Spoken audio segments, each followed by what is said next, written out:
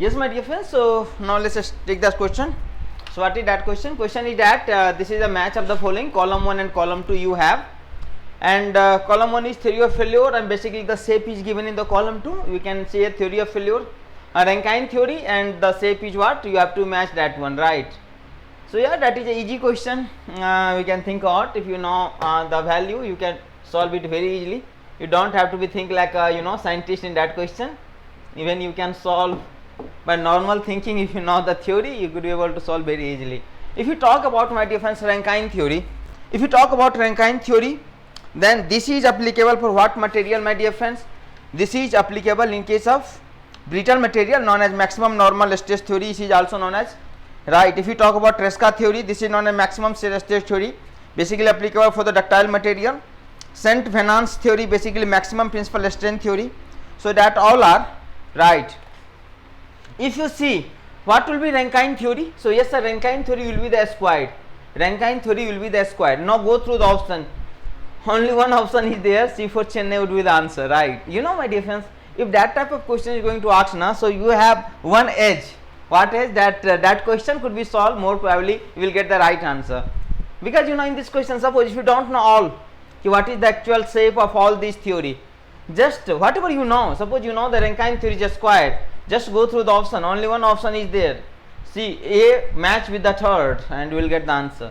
If you talk about Tresca theory, yes, it is being hexagon, right? This is being hexagon. Saint Venant's theory, if you talk about, so it is rhombus, and this is what, ellipse. So if that type of question is going to ask, my dear friends, so try to eliminate the option and you will get the answer. Yes, my dear friends, that is the next question has been asked, and yeah, that is also easy question. So you know, not all the question will be tougher, some question will get easier also, like the last question and that question. The question is that the moment of resultant of concurrent force with respect to center of their plane is equal to algebraic sum of the moment component with respect to same center. This theorem is known as theorem Wegenant's method. You can say Wegenant's theorem, method of moment, theorem of equilibrium of active forces, or theorem of three forces. My dear friends, you know, that is the what, Wegenant's theorem.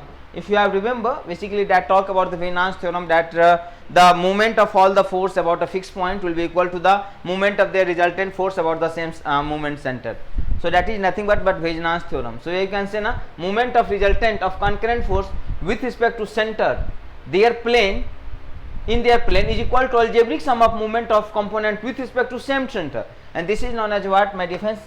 Wegenant's theorem. That question has been asked from the engineering mechanics, and easy question it was. You could be able to solve very easily if you know the theorem.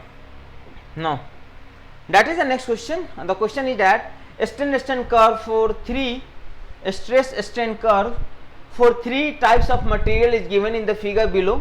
Fine.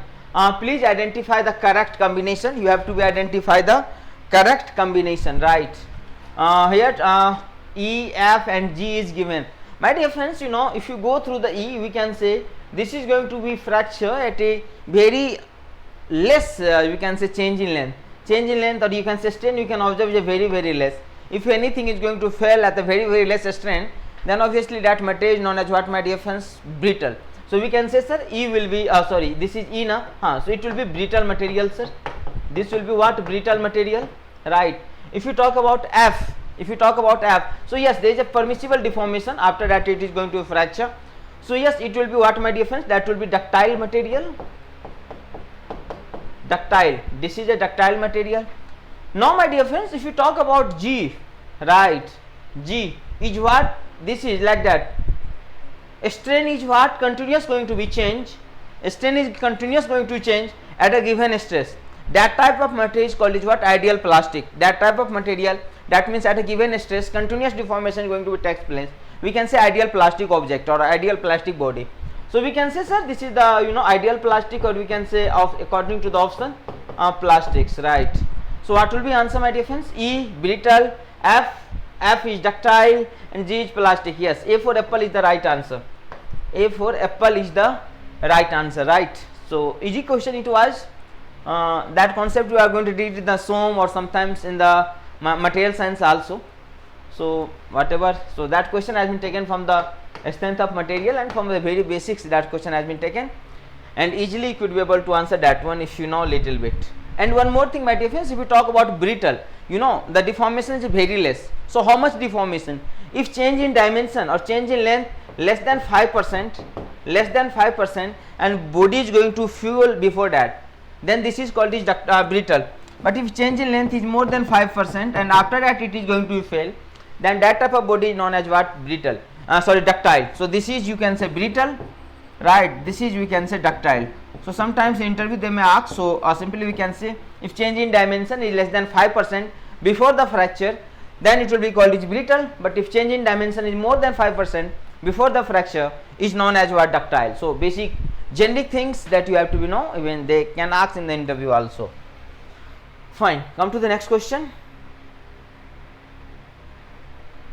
A machine member is subjected to fluctuating stress. Okay, that means that question has been taken from the machine design. Topic is what? Design against fluctuating load.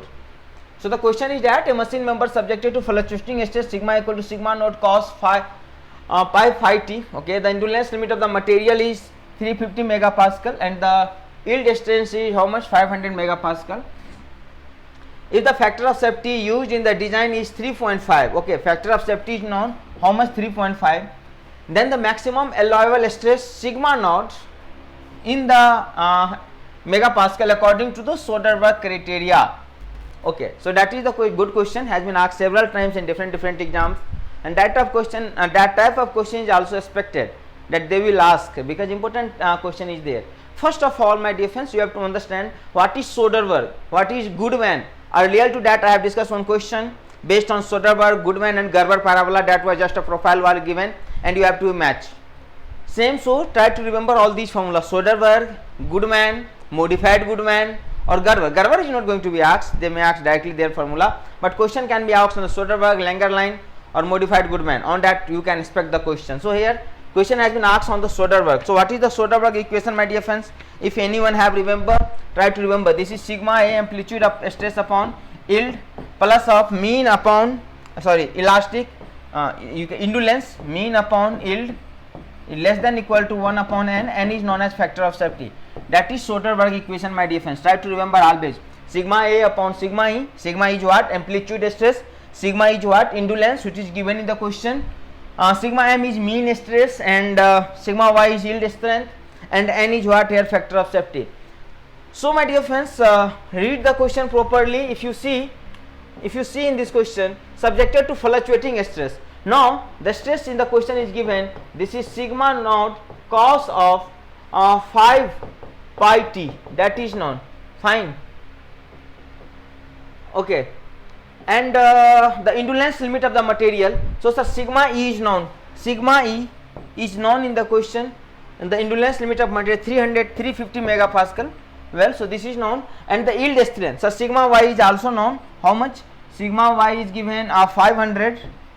Well, if the factor of safety, sir, in the question n is also known, sir, 3.5. Right, I have to calculate sigma naught, sir. How? So before that, first of all, you have to calculate sigma A and sigma n. Sigma is called amplitude stress. I am coming here. Amplitude stress. Sigma A is what, my dear friends? Amplitude. Amplitude stress. How it can be given as? Amplitude stress is always given by, my dear friends. You have to be keep in mind sigma max minus sigma mean upon 2. Sigma max minus of sigma mean upon 2. If you talk about sigma m, this is called mean stress, and it is given by how much, my dear friends? Sigma max mean, na? So sigma max plus sigma mean upon 2.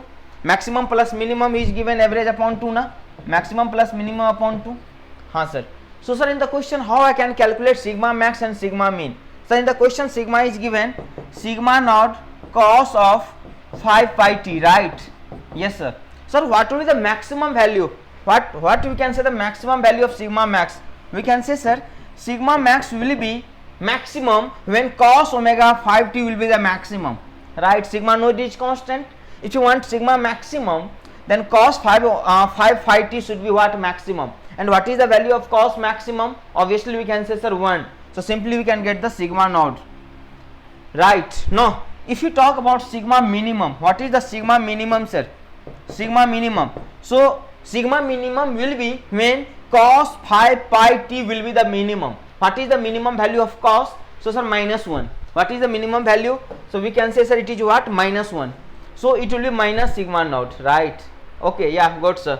So put the value. What will be sigma a, my dear friends? We can say, sir, sigma naught minus sigma naught by 2. So it is coming out to be sigma naught by 2. Yes, sir. And if you talk about what will be sigma m, so sir, sigma max plus sigma mean by 2. So it will be 0. Yes, sir, it will be 0. Now put that value in the above equation. We can say, sir, equation was sigma a upon sigma e, right, plus sigma m upon sigma y, limiting case 1 upon n. We can say, sir, m is 0, so that whole data will be 0. Sigma a is what? Sigma naught by 2, right, my dear friends?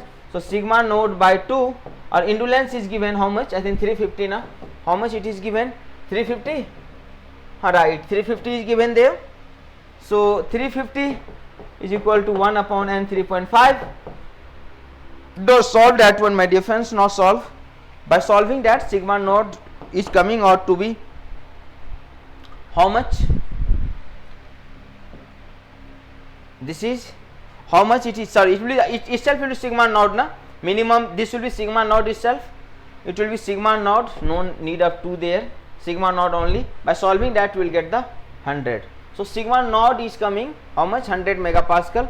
So correct answer will be the C4 Chennai. My dear friends, in the upcoming exam also we can expect that type of question. Obviously, the different things, they may ask the Langer line, they may ask the Goodman, or they may ask the modified Goodman. If you talk about Langer line, modified Goodman is a basically combination of Goodman and Langer line. Which one of which best? Consider as a modified Goodman. So be prepared for that. That type of question may be asked that time also. So accordingly you have to be prepared. Fine. That is the next question. A plane stress element in a structural member under the loading has sigma x equal to 4p, sigma y equal to 2p, and tau xy is given root under 3p, where p is more than 0. That means it is a positive quantity. The yield strength of the material is 300 megapascal if the material is designed using the maximum shear stress theory. Which maximum shear stress theory? Then the value of p at the yielding point will be, you have to be calculate that at the yielding point. What will be at the yielding point? So my dear friends, if anyone have remember what is tau max? If you talk about according to maximum shear stress theory, according to maximum shear stress theory,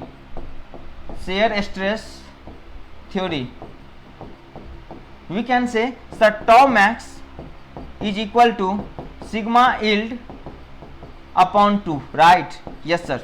That is I know from the maximum shear stress theory. So in the question I have to be calculate the value of p. So first of all, sir, in the question yield is given here. Sir, yield strength is given. So sigma yield is given, sir, how many? 300 MPa is given, sir. Fine.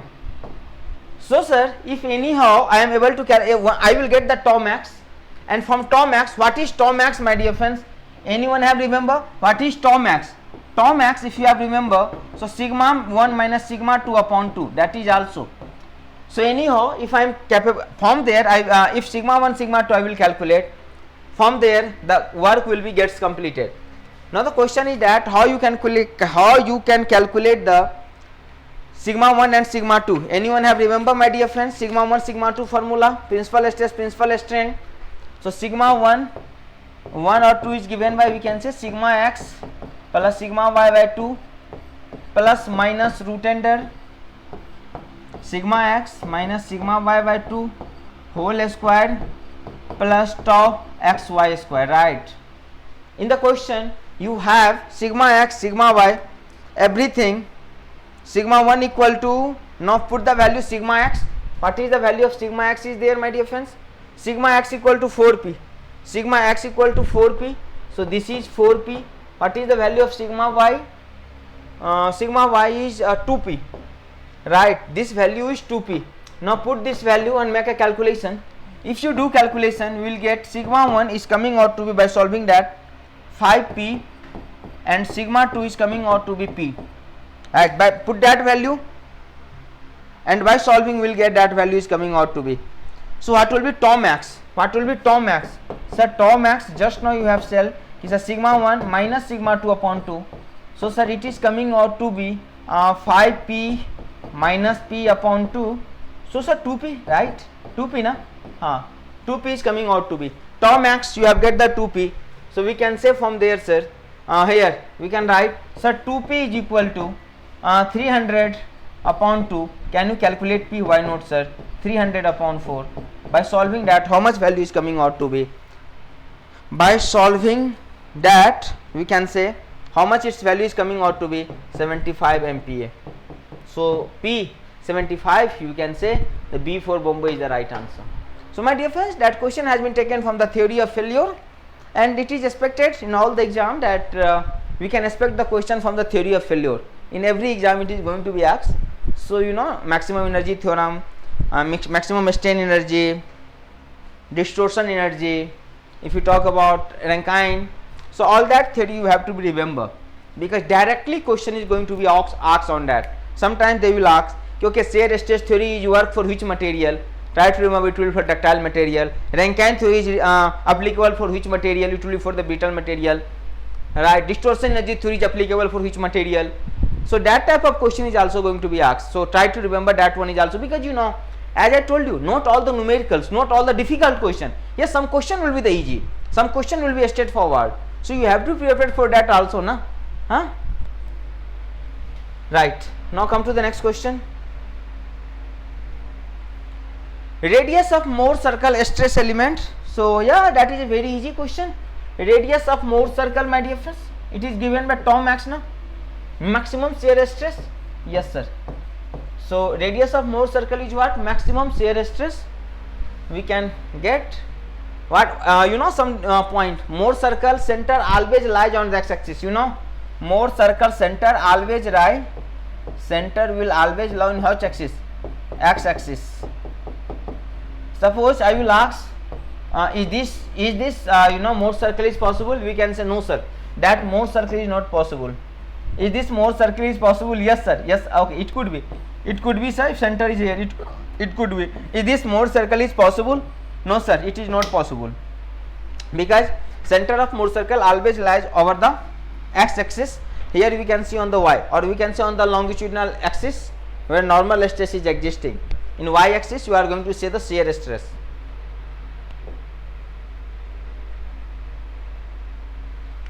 Now in a casting process, a horizontal channel through which molten metal flow from pouring basin to reach the mold cavity. This is known as what, my dear friends? You know, casting process. Simply we can see, suppose that is the, you know, cavity, and you are going to pour the molten metal. So this is called what, my dear friends? This is called runner. Here you are going to pour the molten metal, and this is called ingot, and there will be the riser. There could be the riser, huh? And this is your, you know, cavity. Fine. So then in a casting process, horizontal channel. So this runner is a horizontal channel through which molten metal flow from pouring basin to reach the mold cavity. That is pouring basin, and this is the mold cavity. So this will be called is what, my dear friends? This will be called is runner. This will be called is what? Runner.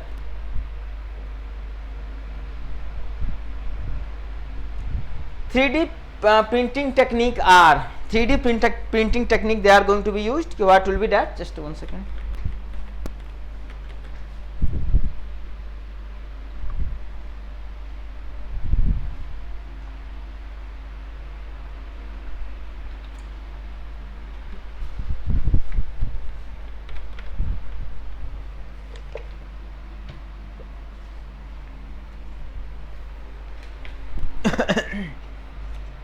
Right. 3D printing technique are selective laser sintering, selective laser melting, electron beam melting, all of the above. 3D printing technique basically consists all that: selective laser sintering, selective laser melting, electron beam melting, all are going to be considered. So correct answer will be D for Delhi, all we can say.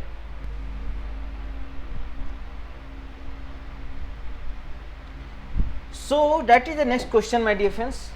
A round wire helical spring, this is the question from the spring, and yeah, we can understand that question has been taken from the machine design, right? One chapter is there, spring. So from there that question has been taken. The question is that a round wire helical spring is loaded by an axial force. The maximum shear stress in the wire cross section will be at outer fiber, inner fiber, center of the cross section, both outer and inner fiber. What will be, my dear friends? Anybody maximum shear stress. In that case, we can say basically torsion. So what is the equation of torsion? T equal to, if you have remember, you can say, sir, T upon J is equal to G theta upon L equal to tau upon R, right? Tau upon R, we can say, na, that is equation of torsion. So from there we can say, sir, tau equal to, can I say, T R by J? Sir. So what is the variation of shear stress with respect to radius? We can say, sir, if radius will be the high, shear stress will be the high. So my dear friend, this is the coil. Here it is a 0, and you go away, radius increases, and at the surface a small r becomes to capital R. So where we can get the maximum shear stress? This is shear stress, na? Where we can get the maximum shear stress? So we can say, sir, outer fiber, where the small r approaches the capital R, right? In that case we will get that one. So correct answer will be what, my dear friends? We can say, sir, A for apple. Helical spring, it will be twisted, and due to twisting equation is given by T by J, G theta by L. G is called modulus G, theta is angle of twist, L length of the shaft, and tau is shear stress, R is the radius. So from there we can get. And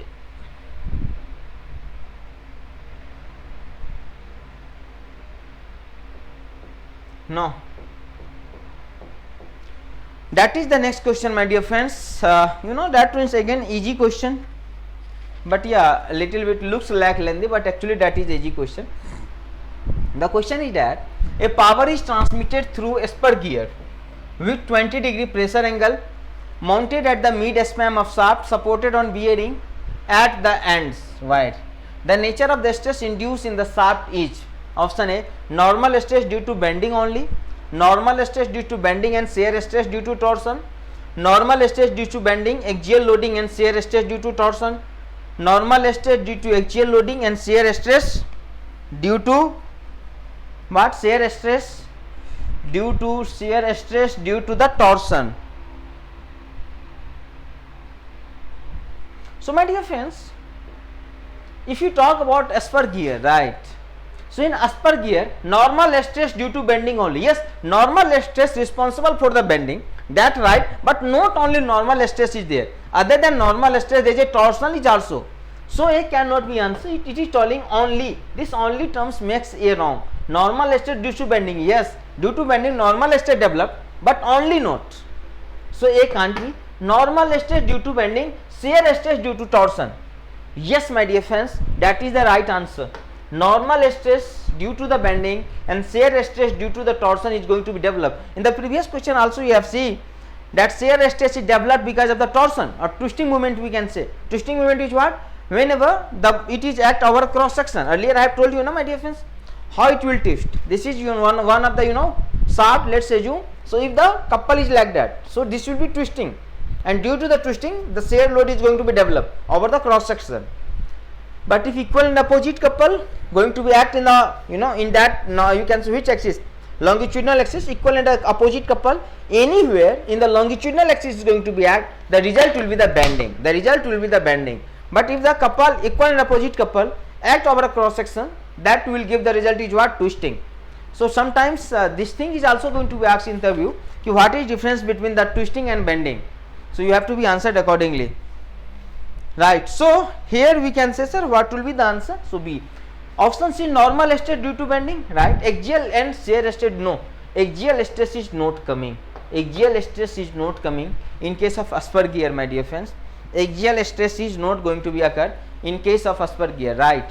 So it cannot be answer, sir. It can't be answer. Normal is due to axial, no, axial loading is nothing. So leave that. So correct answer will be what, my dear friends? B for Bombay is the right answer. Fine. So that thing you have to be remember, my dear friends, right? That thing you have to be remember. Otherwise you will find difficulties. Huh?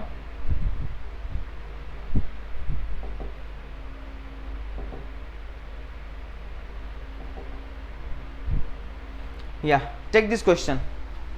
The question is that a manufacturer has following data regarding a product. Fine. Fixed cost per month is given 80,000 fixed cost. Variable cost 350, selling price 500, production capacity 16,000 per month. But if the production is carried out 75% of the rated capacity, then the monthly profit, how much they will get the monthly profit. So that question has been taken from the industrial engineering. One topic is there, you might have remember, inventory, right? Not from the inventory, we can say that question from the break even analysis. That question has been taken from the break even analysis.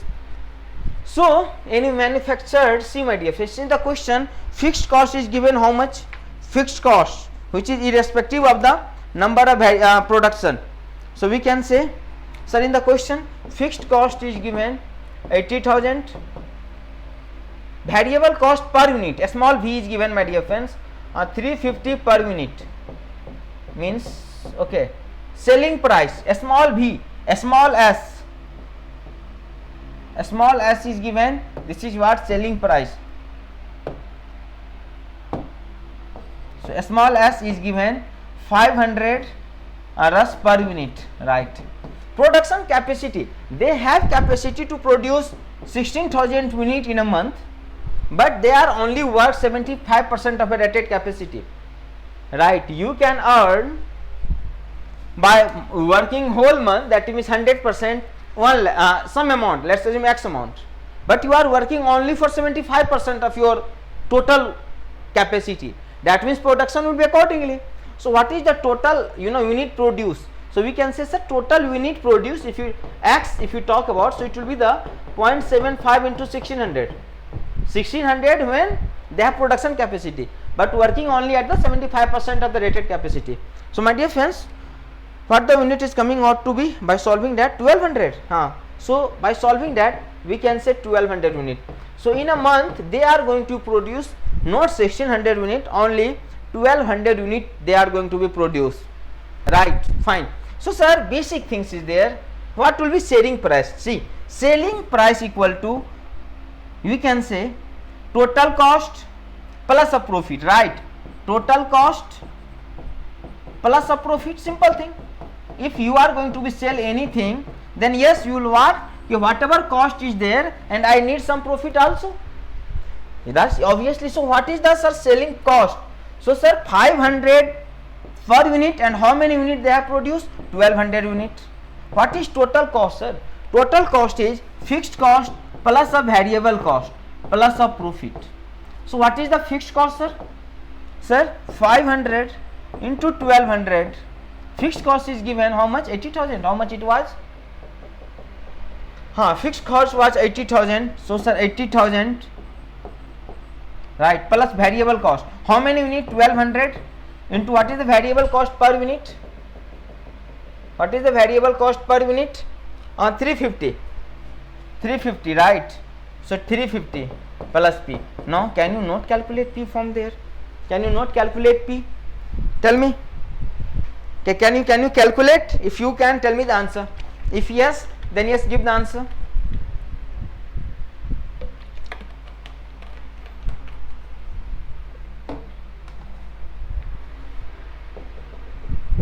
By solving that, I am going to get the profit is coming out to be how much? 1 lakh. Profit people will get 1 lakh. So the answer will be what, my dear friends? Answer will be the A for apple. 1 lakh is the right answer. Fine. So yeah, it was also easy question. Next question again has been taken from the industrial engineering. The question is that for a PERT activity the optimistic time is 6 minutes The most likely occult time is 9 minutes and pessimistic time is 16 minutes. The expected time of the activity is, you have to be calculate TE in second, in second. Okay. So what is the optimistic time? This is called TO. What is the most likely occur time? So we can say 4 TM plus of TP whole upon 6, that is. So T naught is optimistic time. So optimistic time is that time, my dear friends, if everything is run according to plan. If you start any business, if you do anything, so you made plan, and if everything is running according to your plan, so that is called optimistic time. So in the question it is given 6 minutes. What is pessimistic times? Pessimistic time is that time that everything is goes against your against your plan. Everything is goes against your plan. Then this is called pessimistic time, and this is given here 16 minutes, and most likely occult time 9 minutes. So now solve that one. So we can say 6 plus 9 is to 4 plus 16 upon 6. By solving that, how much it is coming out to be, my dear friends? By solving that, it is coming out to be 9.66 minutes. 9.66 minutes. But in the question, the option in the second, my dear friends, if you go through the option, you will find it is given in the second, right? So convert in the minute, convert in the second. So just multiply it by 60. So how much it is coming out to be? I think 580. We can check out it. Approximately it will come out to 580.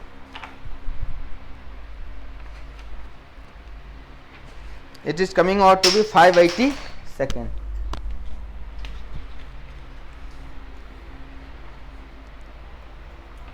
Fine. Good. Coming to the next question. This is the next question.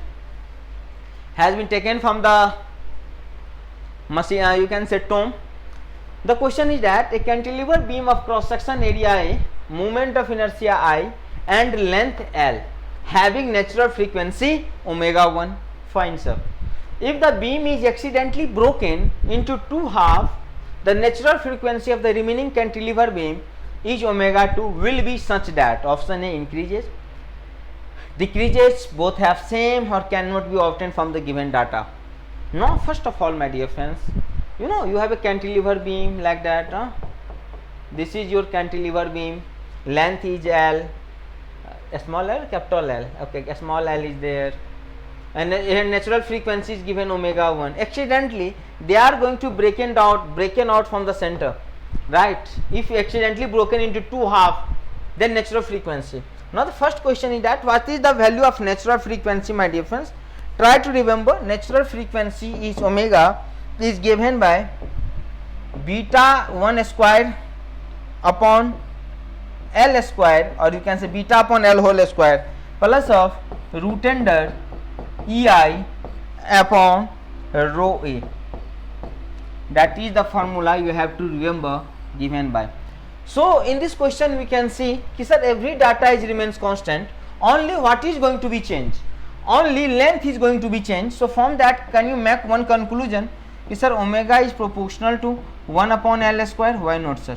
Yes, sir. If rest thing is constant, I can make a conclusion like that, right? We can make a conclusion like that. W is proportional to 1 upon L square. Okay, 1 upon L square. Now my dear friends, from there we can say, sir, omega L square equal to constant. So I can say omega 1 L1 square is equal to omega 2 L2 square. So L1 you can say, sir, L2 equal to L1 upon 2, right? So from there what is coming out to be omega 1 L1 square is equal to omega 2, instead of L1 upon 2 I can write this is whole square. So it is coming out to be omega 2. What will be omega 2 from there? We can say, so omega 1 L1 square into what? 4 equal to omega 2 L1 square. L1 square is going to be cancelled out. So omega 2 equal to 4 times of omega 1. That means natural frequency increases or decreases, my dear friends? Tell me. So we can say, sir, omega 2 is more than omega 1, na, sir? Omega 2 is more than omega 1. So what answer we will get? Omega 2 is more than omega 1. that means it will increases. The correct answer is what, my dear friends? A for apple is the right answer. A for apple is the right answer. So you have to be proceed in that way and you will get the answer, but try to remember that data, at least that how it is going to be changed out. If that type of question is coming now, my dear friends, always make all the quantity constant, only those quantity will be variable which is going to be changed, rest you have to be assume constant, and we can move very easily to solve that type of question. Now that is the again question has been taken from the machine design. What is the question? Question is, if the load acting on the ball bearing increase 2 times, its life will. The option you have,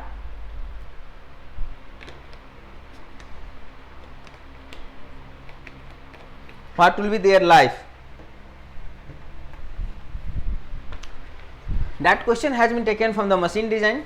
One topic is their bearing, right? One topic is there, what, my defense? Bearing. So actually that question has been taken from the bearing. So you know how you can calculate the life in case of bearing? If you have remember, then life is given by, my dear friends, like that.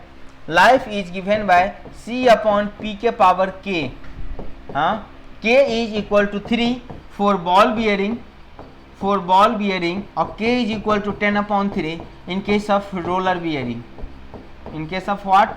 Roller bearing, right? So in the question, ball is clear cut mentioned. C is called basic dynamic capacity, which is constant for a given bearing. If bearing is not going to be changed, C will not going to be changed, right? It will be constant for a given bearing. Dynamic basic load carrying, you can say capacity, dynamic. So, or catalog load impact sometimes you are used to say. So my dear friends, we can say, so from there can I say L is equal to C upon P k power 3, because in the question, so sir, C is constant, sir. So can I say L is proportional to 1 upon P k power 3. So can I say, sir, can I say ki L P k power 3 equal to constant. So sir, can I say what? L1 P1 k power 3 is equal to L2 P2 k power 3. So in the question, what is the condition? Ball bearing, if the load on the ball bearing increase by 2 times, so we can say, sir, here P2 is equal to 2 of P1, right? So L1 P1 ke power q is equal to L2 2 ki P1 ke power q. So it is coming out to be L2 what 8 P1 ke power q. So sir, this is given by, so L1 equal to 8 L2, or in fact I can say, sir, L1 upon 8 equal to L2. So what will be the new life? So from there we can say, sir, L2 equal to L1 into 1 upon 8. That means initially whatever life was there, now their life is decreases by 8 times. And that is a very frequently question has been asked in different exams. Very frequently has been asked. Very frequently means very frequently. If you go through, you know, Q by Q in all the exam, that type of question has been asked. Still a student is not going to remember that equation. I don't know why. No, you have to remember that one. So we can say life is decreased by 8 times. So reduced by 8 times. C for Chennai is the right answer.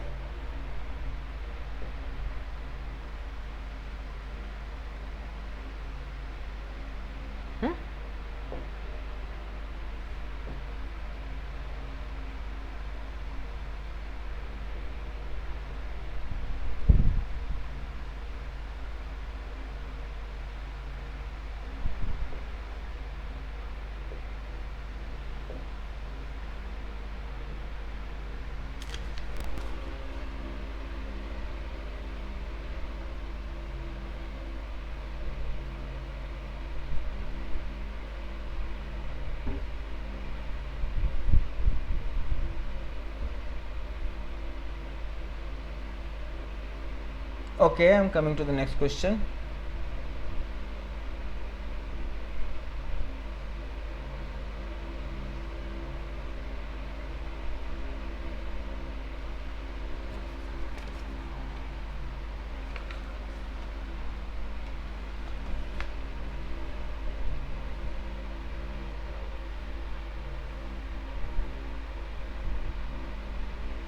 That is the question. What happened? Now see that question.